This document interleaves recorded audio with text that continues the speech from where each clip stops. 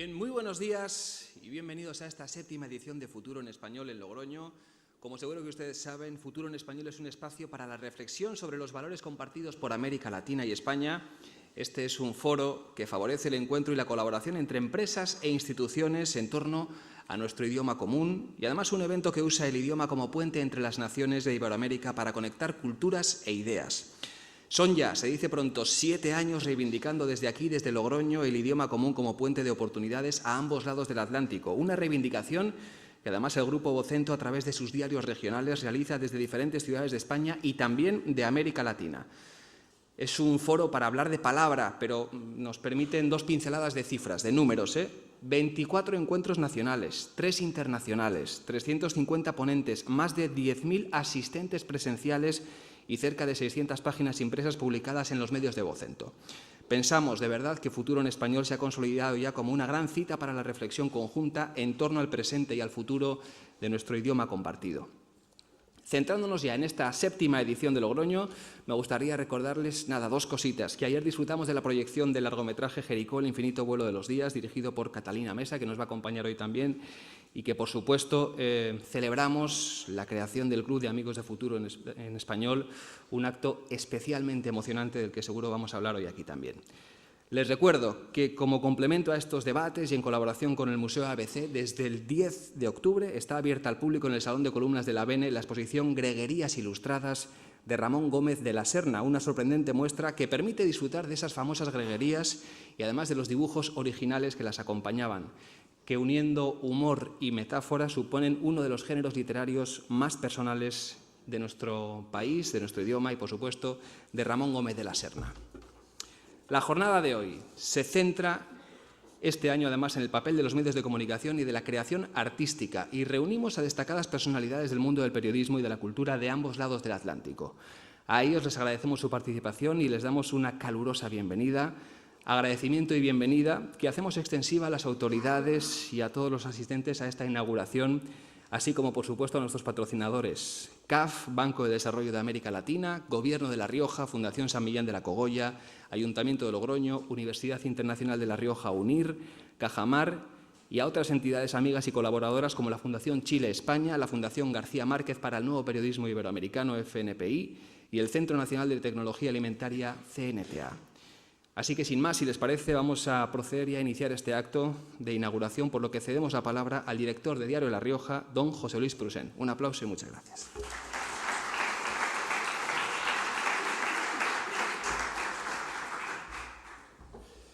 Buenos días, bienvenidos.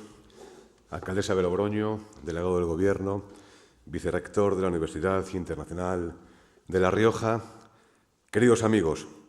Me complace saludarles en el comienzo de esta séptima edición de Futuro en Español, en la tierra que dio impulso a un proyecto que con el paso del tiempo ganó dimensión nacional hasta acopiar, hace ahora un año, la fuerza suficiente para saltar el Atlántico.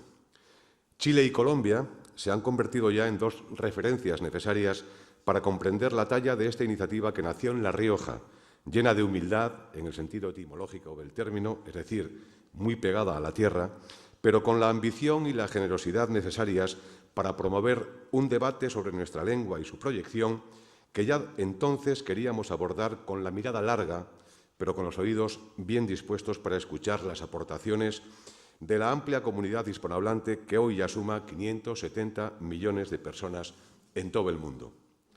La lengua castellana, el español, es desde hace más de 5 siglos el mejor puente de entendimiento y de concordia entre Europa y América. Lejos de ser una lengua de conquista, el idioma que compartimos pasa por ser la semilla que ha dado más abundantes y más generosos frutos a lo largo del medio milenio de hermandad entre el viejo continente y el Nuevo Mundo. La leyenda del Dorado, construida en torno al ceremonial del pueblo muisca y la emblemática laguna de Guatavita, en Colombia, continúa hoy viva en el imaginario colectivo americano y posiblemente ha sido en el pasado una referencia para denunciar el supuesto expolio de las riquezas americanas por parte de los conquistadores. Recordando hace solo unos días esos relatos, no pude evitar la memoria de Neruda y su sabia reflexión acerca del generoso intercambio de bienes que supuso el encuentro entre España y América. Se llevaron el oro y nos dejaron el oro, concluyó el poeta chileno con su proverbial clarividencia. «Qué buen idioma el mío, qué buena lengua heredamos de los conquistadores torvos», escribió don Pablo en Confieso que he vivido. Todo se lo tragaban. Por donde pasaban quedaba arrasada la tierra, pero los bárbaros se les caían de las botas, de las barbas, de los yelmos, de las herraduras, como piedrecitas, las palabras luminosas que quedaron aquí resplandecientes. Ese resplandor que ha mejorado, embellecido y hecho más fuerte y pujante nuestro idioma es el que tratamos de mantener vivo a través de encuentros como el que hoy nos convoca, por 7ª vez aquí en Logroño. Porque con la defensa del español y la apuesta decidida por su futuro, todos salimos ganando. El valor de ese intercambio quedó ayer reflejado en el acto fundacional del Club de Amigos de Futuro en Español, que tuvo lugar en San Millán de la Cogolla, sin duda un escenario emblemático cuando se trata de buscar las primeras referencias documentadas de nuestra lengua. De allí salió una declaración firmada por todos los presentes en la que se pone de manifiesto que el español no solo puede, sino que debe ser ese sitio de encuentro, esa zona de asombros recíprocos en la que todos nos sentimos incluidos.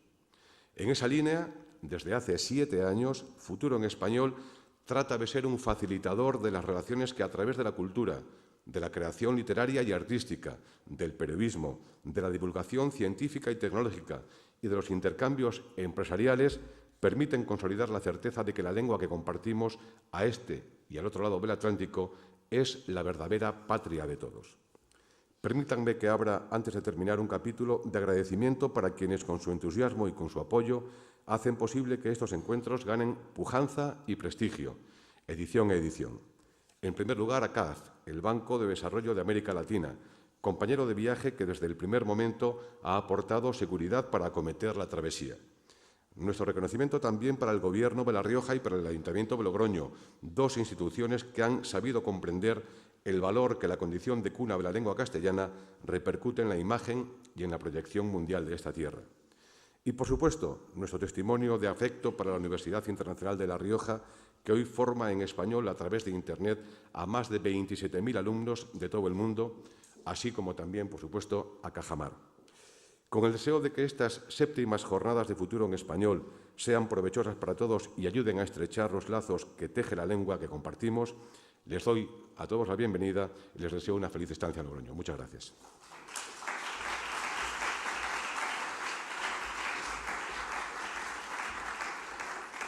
Muchísimas gracias, director José Luis Prusén.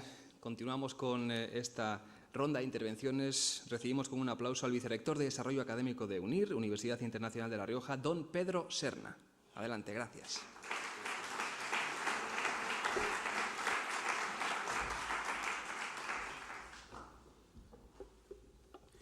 Bueno, muy buenos días, excelentísima señora alcaldesa de Logroño, excelentísimo señor delegado del Gobierno, señor director del Diario de La Rioja, señor director general de Nueva Rioja y señoras y señores.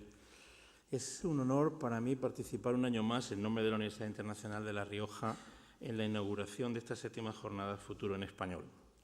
Un entorno físico como el de estas bodegas centenarias nos sugiere que la feliz iniciativa de Nueva Rioja y el Grupo Vocento va adquiriendo ya un pozo que habla de su utilidad, interés y del éxito que ha ido alcanzando en ediciones anteriores, debido sin duda a la nobleza del propósito que persiguen.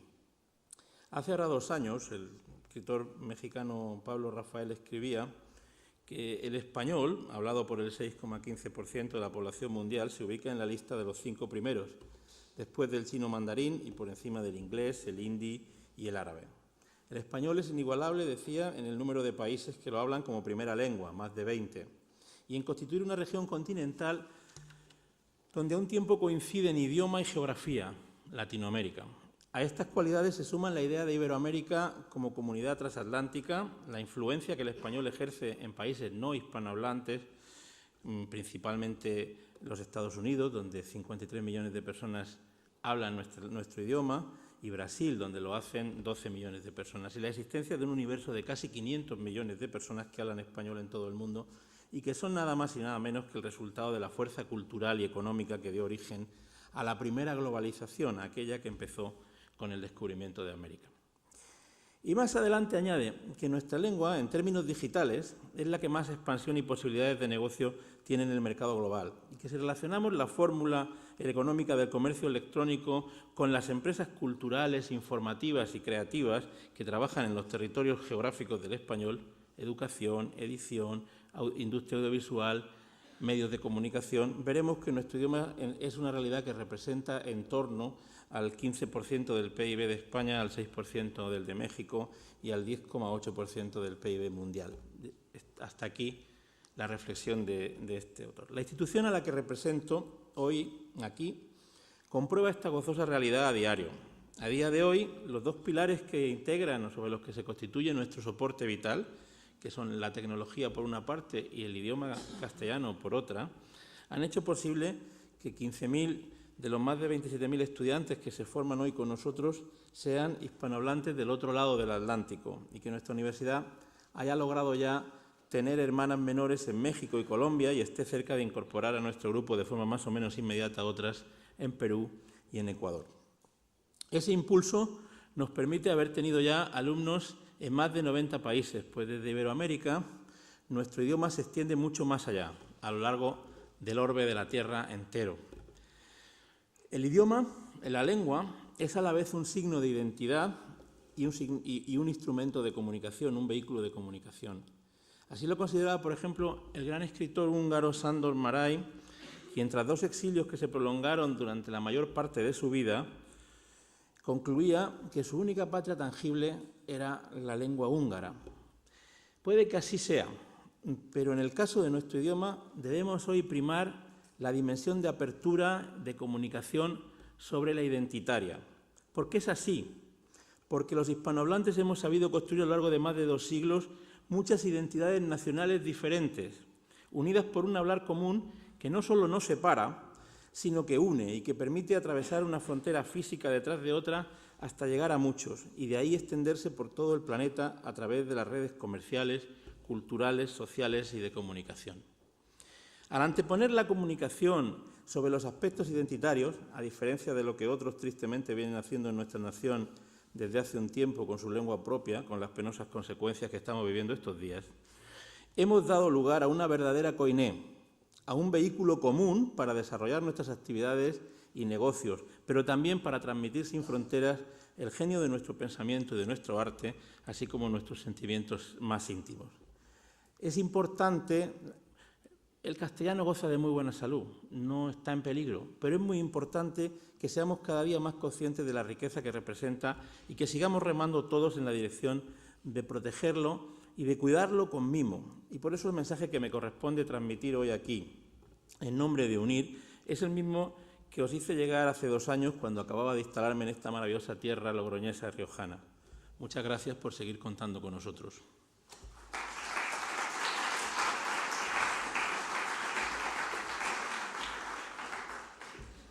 Muy amable, don Pedro. Y para concluir esta ronda inicial, pedimos un aplauso y que venga ya con nosotros la alcaldesa de Logroño, Cuca Gamarra.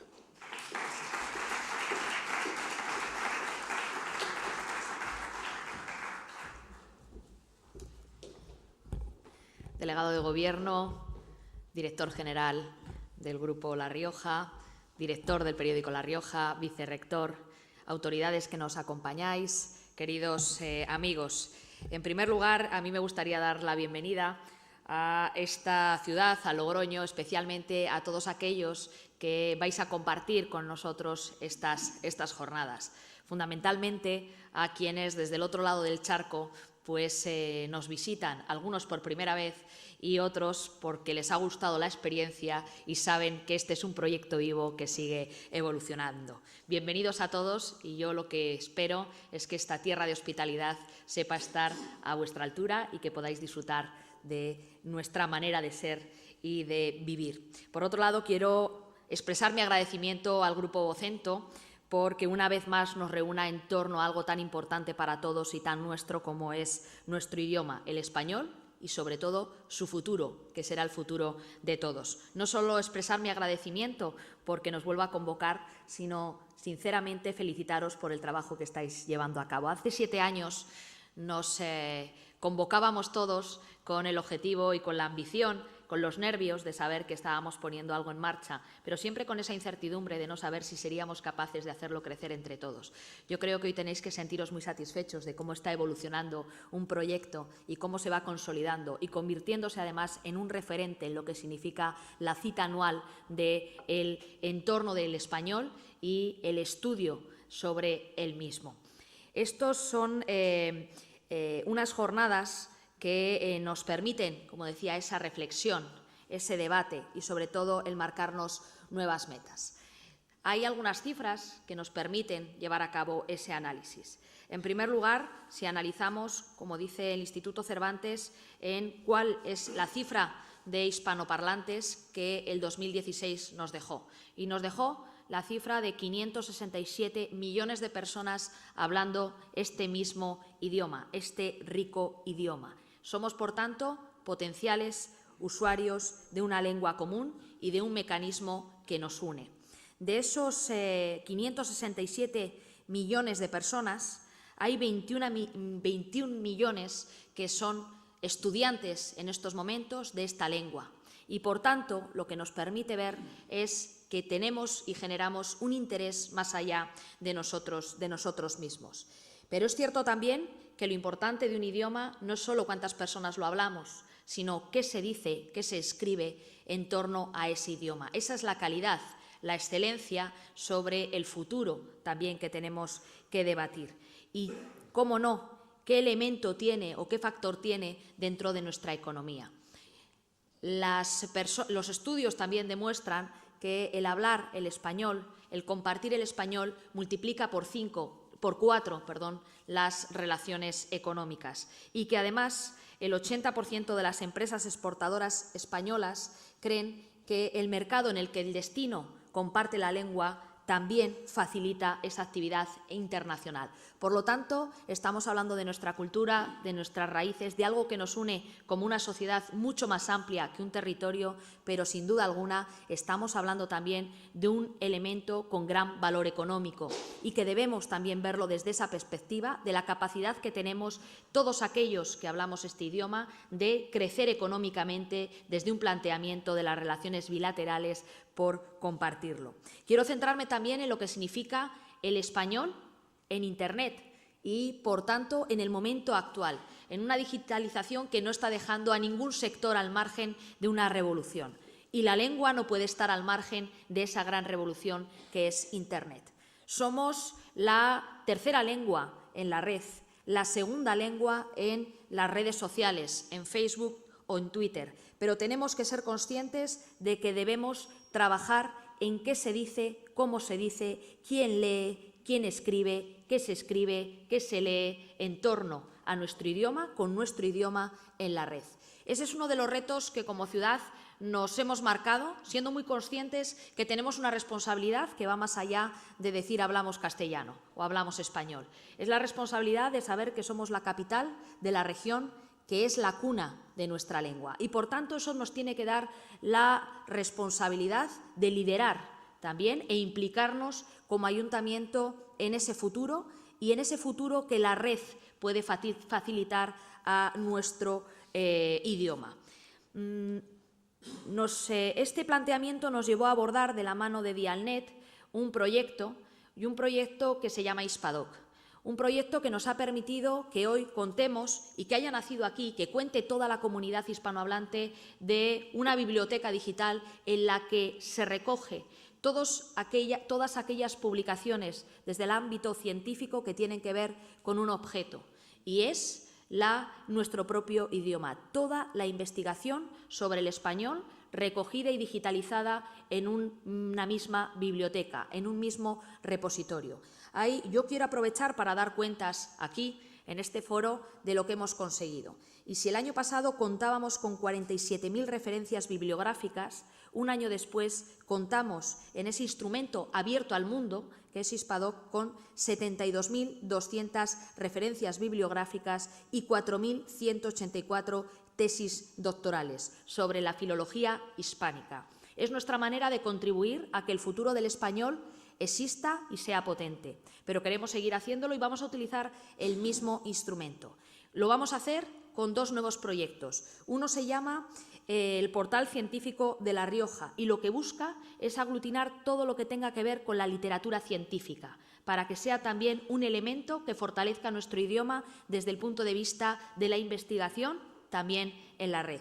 Y, por último, un proyecto ambicioso, que es la creación del Observatorio del Español en la red a través del Instituto Cervantes. Para ello, desde también la Fundación, vamos a promover ese estudio de viabilidad de la mano del Instituto Cervantes para promover desde nuestro territorio, desde esta ciudad, ese instituto, ese observatorio que nos pueda permitir ir midiendo y analizando la evolución que va teniendo nuestro idioma en estos momentos. Como les decía, es la manera de entender que tenemos una responsabilidad, porque tenemos la gran suerte de tener como seña de identidad este gran idioma que es el español, y tenemos esa suerte por tener la fortuna de ser la capital de la región donde nació el español. No queremos dejar atrás esa responsabilidad, sino que la asumimos. La asumimos desde la humildad, como bien decía el director del diario La Rioja, que tiene este proyecto, pero también desde el esfuerzo que nos caracteriza a aquellos que vivimos en esta tierra y que marca que pequeños objetivos se conviertan al final en grandes logros, como es esta jornada, como son ya las jornadas del futuro del español, que nació también desde esa humildad, pero creo que al que nadie ya le puede negar la capacidad de liderar, de promover, de pensar, de repensar y, sobre todo, de exponer el camino del futuro en lo que tiene que ver con nuestro idioma. Por mi parte, nada más, agradecerles a todos su atención, felicitar nuevamente a la organización porque estemos un año más aquí, pero no solo porque estemos un año más aquí. Yo, que tengo la suerte de seguirlo de una manera más directa, porque esto no son las jornadas que ocurren 2 o 3 días en nuestra región. Son unas jornadas muy vivas, que se mueven y que constantemente están en otros rincones de nuestro país, pero también en otros espacios de la gran comunidad iberoamericana a la que tenemos la suerte de pertenecer a través de distintas misiones en el extranjero. Muchísimas gracias a todos y, sobre todo, desearles que estas jornadas sean productivas y que nos permitan a todos seguir creciendo desde el punto de vista social, económico y cultural a través de ese gran vehículo que es el español y que compartimos todos. Muchas gracias y bienvenidos.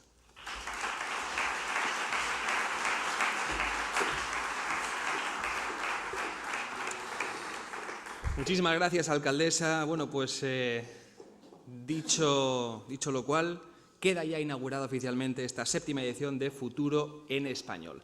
Les contamos rápidamente que en el día de hoy vamos a tener mesas de tertulia en las que hablaremos de arte, de literatura, hablaremos también de Gabriel García Márquez, cómo no.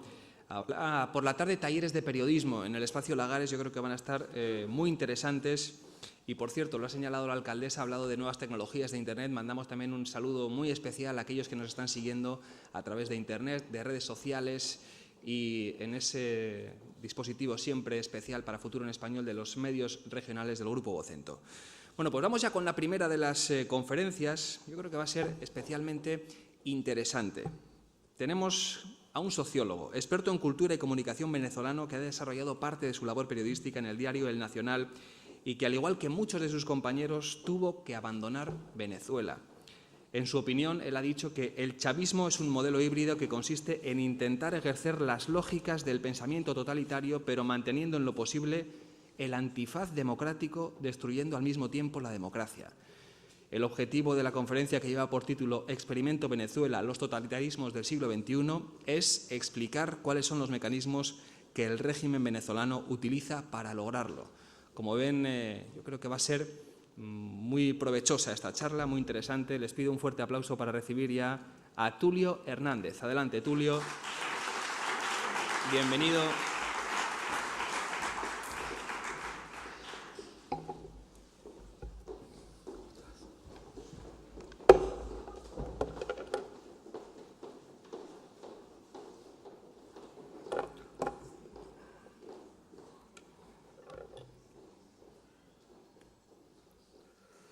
Muy buenos días.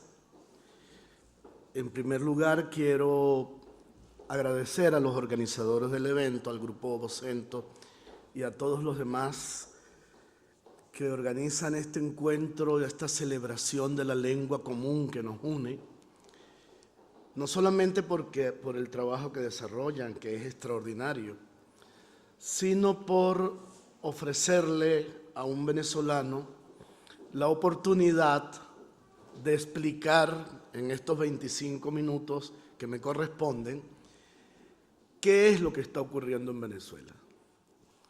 Porque una de las sensaciones que tengo ya centradas en este tiempo que me ha correspondido viajar por muchos países explicando lo que nos ocurre es que no es fácil entender lo que ocurre en Venezuela, por eso que acaba de decir la persona que me presentó, y es porque estamos frente a un modelo político que no es convencional en el sentido de los totalitarismos y de los autoritarismos que conocimos en el siglo XX.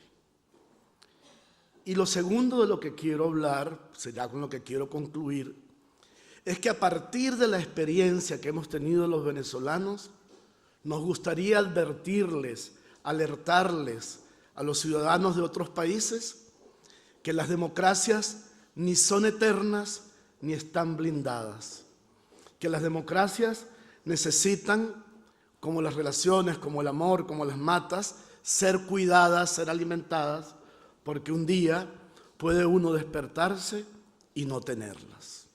Son las dos cosas que quiero comunicar. Y mientras preparaba ayer lo que iba a comunicarles, recordaba que en un libro que escribí que se llama Humanistas Españoles en Venezuela y que tiene que ver con el aporte que hicieron los muchos españoles que emigraron a Venezuela después de la Guerra Civil, reseñaba un hecho que me pareció interesante recordarlo hoy acá en Logroño.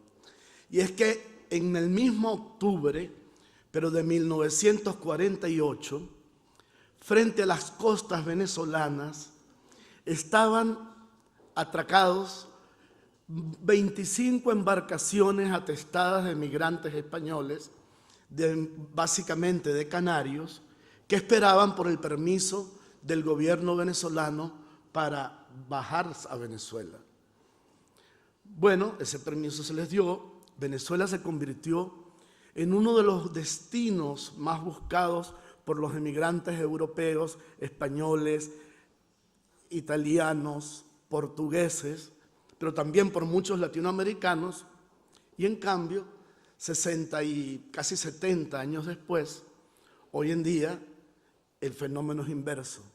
Los nietos y los bisnietos de esos españoles que fueron a Venezuela buscando una mejor vida, están regresando o han regresado, y hoy los venezolanos, en una noticia que circuló en la prensa hace 2 meses, representan la nacionalidad que más pide asilo en España. Son 16.000 solicitudes de asilo en el año pasado, por encima de Siria, que fueron 14.000 los sirios que solicitaron asilo. Y esto da cuenta de lo que quiero explicar. ¿Qué fue lo que nos ocurrió en Venezuela? Nos ocurrió que a raíz de la crisis, del agotamiento, del modelo bipartidista que construyó la democracia a partir de 1958, ocurrió un intento de golpe de Estado conducido por un militar llamado Hugo Rafael Chávez. Ese golpe fue derrotado, pero 6 años después, ese mismo hombre, aupado por una emoción colectiva, entusiasmado con el futuro y muy entristecidos con el pasado, pues lo llevó a la presidencia de la República y comenzó lo que yo podría llamar un entusiasmo de masas en búsqueda de un cambio político que terminó siendo una tragedia humanitaria. ¿Y por qué digo tragedia humanitaria? Porque lo que nos está ocurriendo en Venezuela no es una mera crisis política, como las que suelen ocurrir en las democracias estables.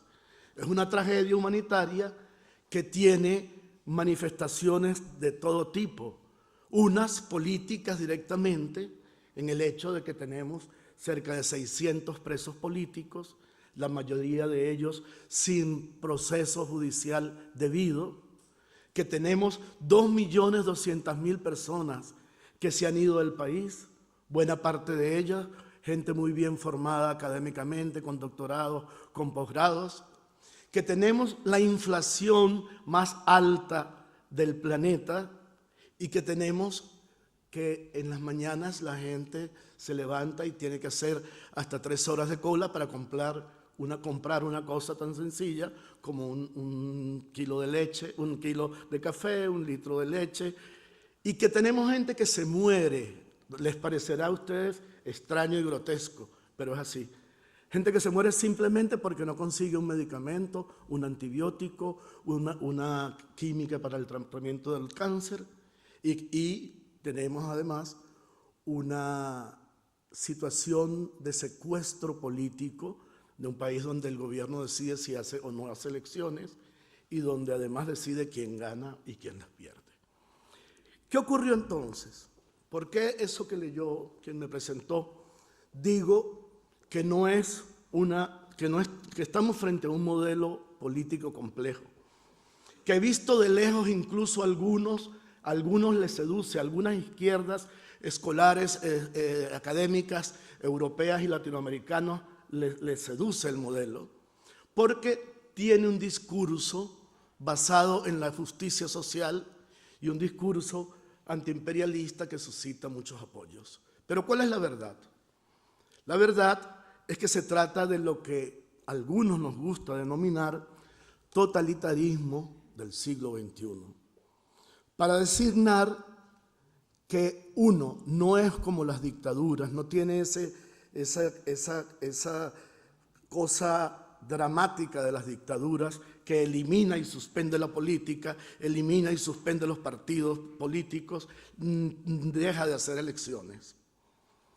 Pero intenta lo mismo, el control político absoluto de la sociedad, la eliminación de las libertades, pero conservando la máscara, el antifaz democrático. Es decir, hace elecciones, permite la existencia de algunos partidos, pero no hay, y por eso no hay democracia, autonomía de poderes. Porque lo fundamental de la democracia no es votar.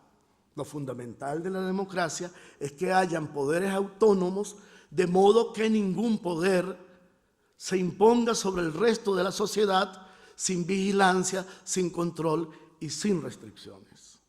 Entonces, tampoco es un modelo comunista, pero igual ha asfixiado la economía privada. No es un modelo comunista como el de Cuba, como el que fue el de la Unión de Repúblicas Socialistas Soviéticas, pero restringe, controla de tal manera la vida económica que eso que conté, la escasez de alimentos, es producto de 2 cosas. De que el Estado controla el cambio. El único que puede manejar divisas, que puede manejar dólares, es el Estado. Y el Estado, el gobierno, los asigna a su antojo a aquellos que les parece que debe asignarlos, que son sus aliados. Para que tengamos una idea, el cambio oficial, hay 2 cambios. Un dólar cuesta 6 bolívares en un tipo de cambio. En otro cuesta 800. Si yo logro obtener un dólar a 6 bolívares y salgo a esta puerta, lo vendo en 40.000 bolívares, que es lo que cuesta el dólar negro. Entonces, el control de cambio, además de incidir en el aparato productivo, porque Venezuela se ha convertido en un país que lo importa todo, incluso la gasolina, de ser los primeros exportadores del petróleo del mundo, hoy compramos la gasolina. Y esos 3 hechos, no ser un comunismo, pero asfixiar la economía productiva y hacer la economía cada vez más estatista, no ser una dictadura, pero restringir las libertades políticas y generar instrumentos de persecución a gran escala, para que tengan una idea. En el año 2003, producto de una huelga, un paro nacional que hubo, se expulsaron de la empresa petrolera estatal PDVSA a 16.000 profesionales. Muchos de ellos se han ido a Colombia y están en la empresa petrolera colombiana que se llama Ecopetrol y otros a otros países. Bueno, estas tres características han generado, digamos, estos tres procesos políticos, han generado un mecanismo de control social novedoso. Cuando yo era niño o joven y empezaron las dictaduras militares en América Latina, Pinochet en Chile, Videla y Galtieri en Argentina, Bodaberry en Uruguay, estaba Somoza todavía en Nicaragua, yo tenía la idea de que los dictadores eran muy malos desde niños. Que Pinochet cuando era niño debía ser un niñito con una capa y unos lentes oscuros que le daba bofetones a los demás niñitos y les robaba los juguetes en las piñatas. Y por eso eran malos. Pero ahora resulta que entendí que no. Porque muchos de los que están gobernando en Venezuela y que apoyan las torturas, que apoyan el asesinato, que apoyan la persecución, que nos hacen irnos del país y romper nuestras familias, fueron mis amigos. Y los conocí cuando eran niños y no eran como el niñito César Augusto. Eran buenos. ¿Qué es lo que convierte a la gente en partícipes y en violadores de los derechos humanos? Las ideologías fanáticas. Las ideologías fanáticas son las que hacen, y esto lo explicaba muy bien, aquí hay mucha gente joven, una autora que se llama Hannah Arendt, que tiene un libro que es El juicio de Jerusalén, donde explica la naturaleza, introduce un concepto que es la banalización del mal, la banalidad del mal. Porque la idea que tenemos de que el nazi es un pervertido psiquiátrico no es verdad.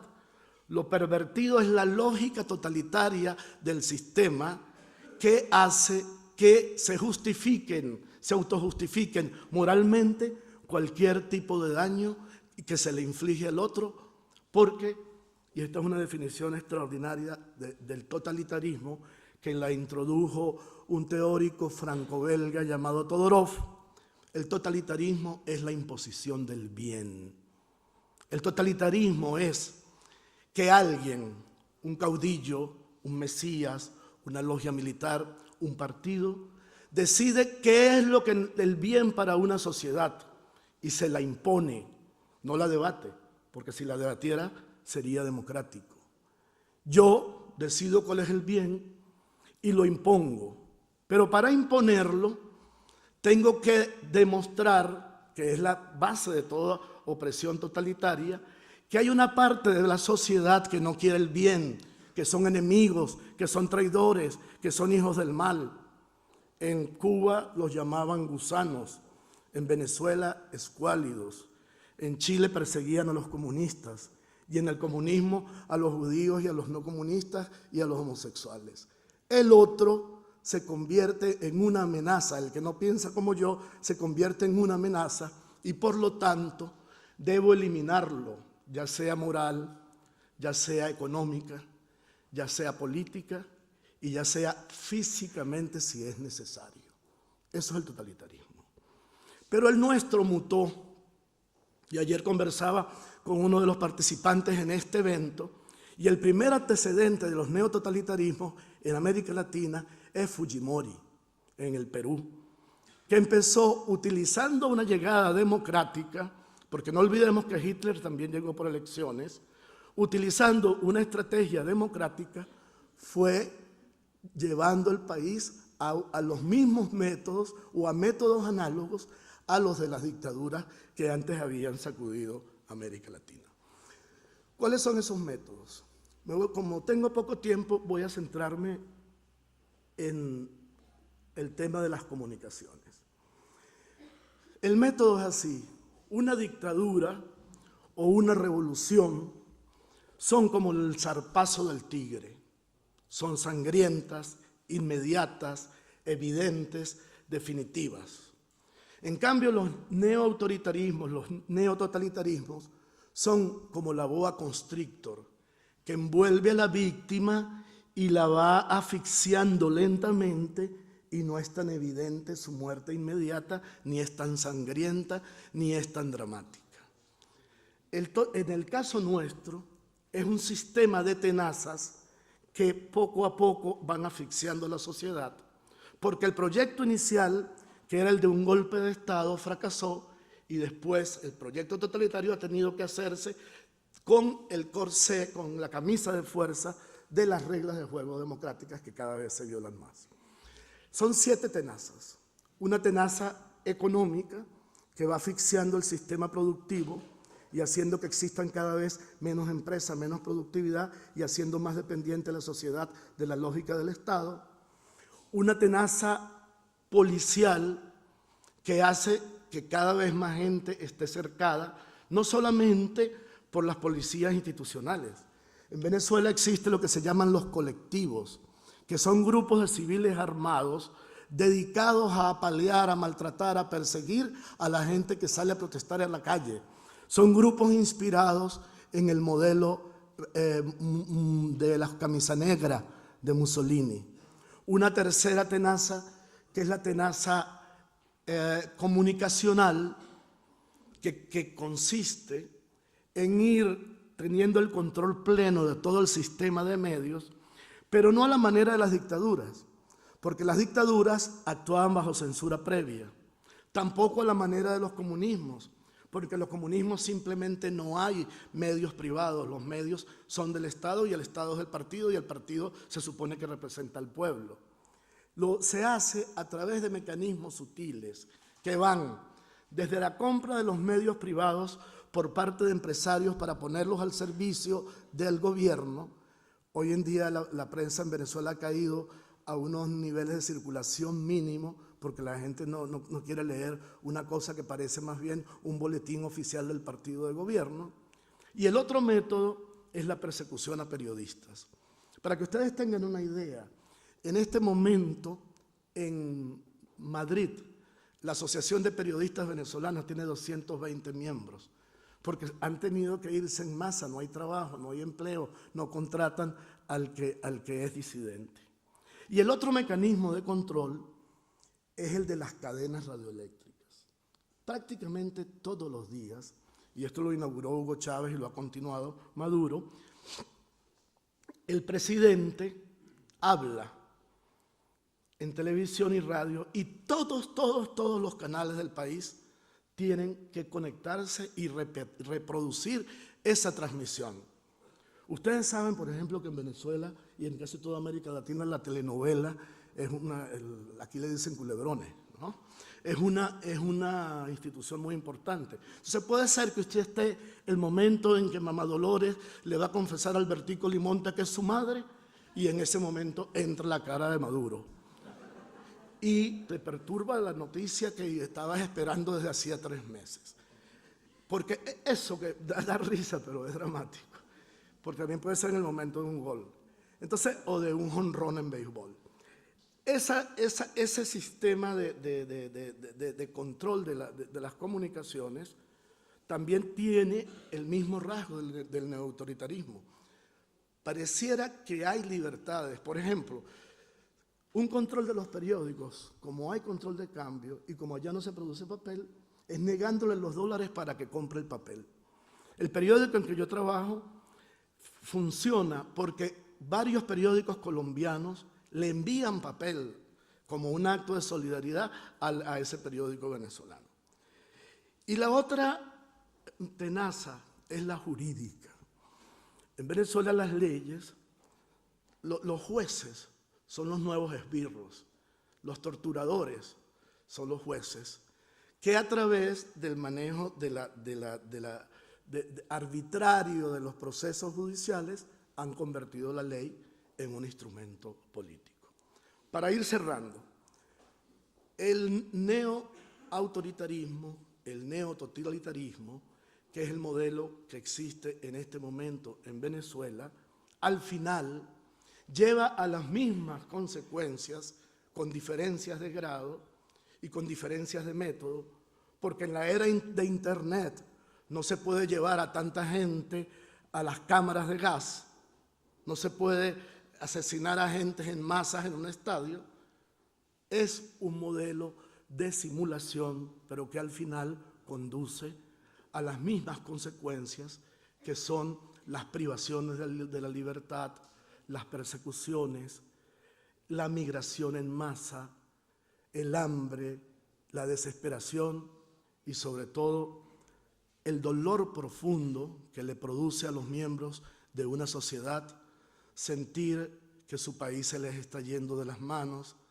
sentir, y sobre todo los que estamos lejos, mirar cómo en apenas 3 meses de protestas murieron asesinados 180 personas, sentir en definitiva, y este es el mensaje de fondo, que una sociedad que se creía rica, que se creía modelo de democracia, a donde iban a refugiarse los que emigraban de las dictaduras del Cono Sur o los que iban los desplazados de las guerras internas en Colombia, que ese país que se preciaba de eso, un día, como aquel cuento de Monterroso, se despierta y ve que tiene un animal extraño a su lado, que es el animal del autoritarismo, del totalitarismo, del pensamiento fanático y de la lógica implacable del pensamiento único.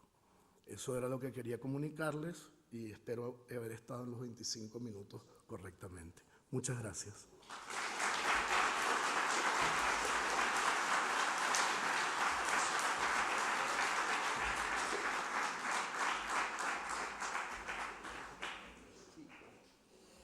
Muchísimas gracias, Tulio. Y me van a permitir 2 mensajes muy